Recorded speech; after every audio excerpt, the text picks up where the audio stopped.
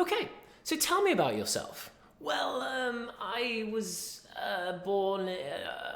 That is not how you answer the tell me about yourself interview question. Well, not least if you actually want to get hired into the role that you're applying for.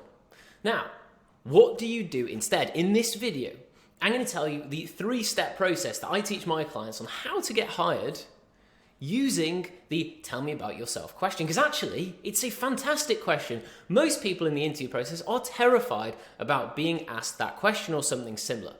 When in fact, you can switch it around and you can use it to your own advantage.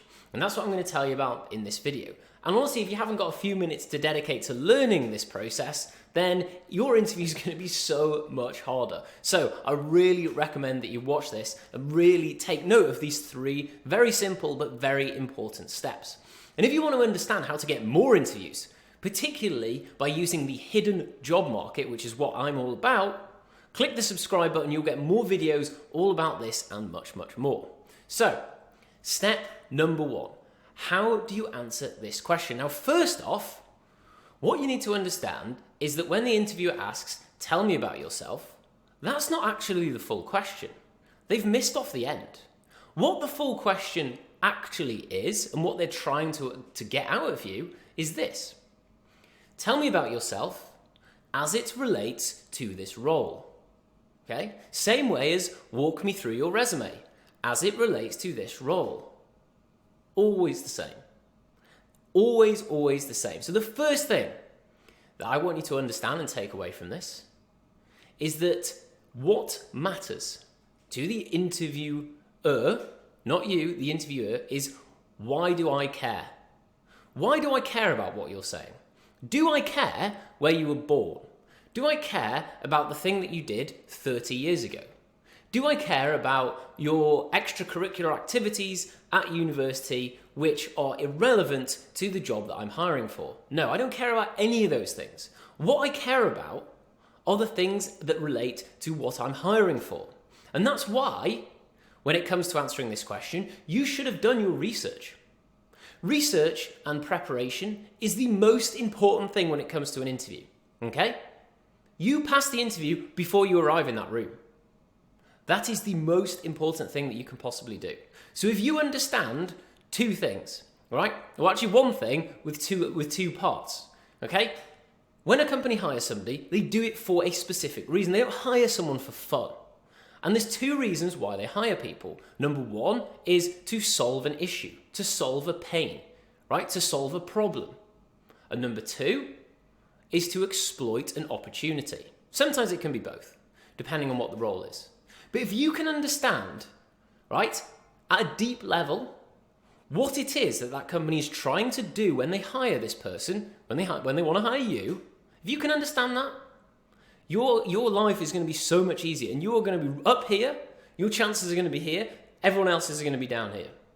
Okay, so when it comes back to that question, tell me about yourself as it relates to this role. Well, you already understand what the pain they're trying to solve or the opportunity that they're trying to exploit by hiring this person.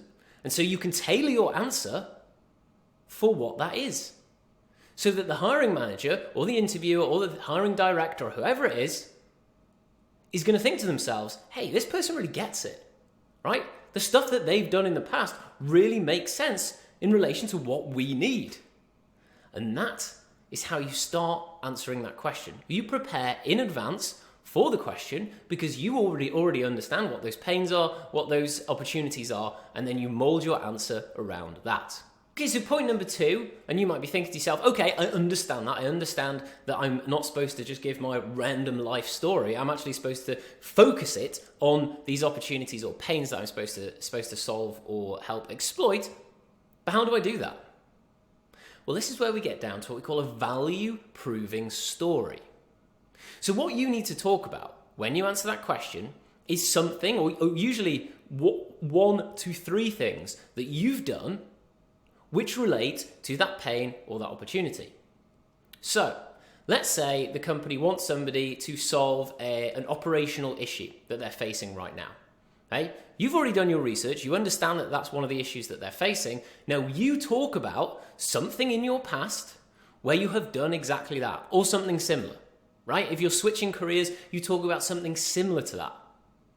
So you talk about the 2 or 3 things that you've done that relate to the pain or the opportunity that that company is trying to exploit or solve, as I said.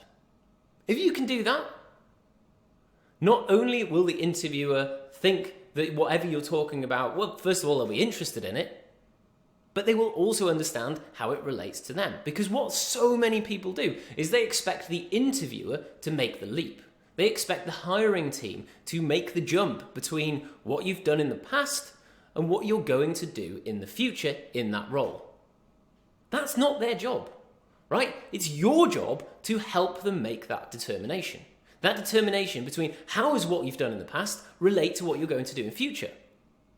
And that's why when you're answering this question, it's so important to get that right.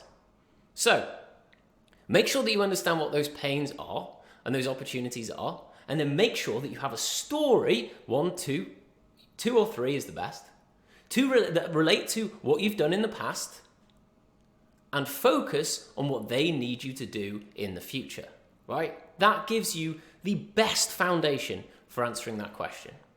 And then finally, what often happens in interviews, particularly with these type of questions, is that people are prone to ramble on.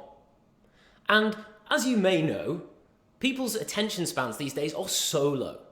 People do not have the attention to just listen to you rambling on about all these random things. So every single interview answer that you give should be a maximum of 2.5 minutes. Maximum, right? I have interviewed hundreds and hundreds of people, right? I've been running my own company for the past 4 or 5 years. I was a hiring director at one of the biggest companies in the world. I have undertaken so many interviews, and I know exactly what it's like when people ramble on and on and on. You get bored. You do not want to bore the interviewer. If you bore the interviewer, game over. You need to keep them engaged, and the way you do that is by following the 3 steps that I just spoke about then. Make sure that you make it about them. Why should they care? Secondly, have a story which is going to do just that. And thirdly, keep it below 2.5 minutes. If you do all those things, your answer is going to be fantastic, and you should follow that exact process for all of your interview questions. Now, I'm going to be recording more videos about how you answer specific questions because we teach our clients there's so many different ways to do this, to answer every single type of question. There are traditional questions, behavioral questions, technical questions, project-based questions, brain teaser questions. There's many, many questions you could get in an interview. So click that subscribe button and you will get notified when I release more of these videos. And also check out my videos about how to get hired through the hidden job market, how to secure interviews at 10 or 20 times the rate that you would if you're just applying through job boards. So excited to hear what you say. Let me know in the comments if you've ever struggled with this question or what answers you've given or where you might have failed. And I'll see you in the next one.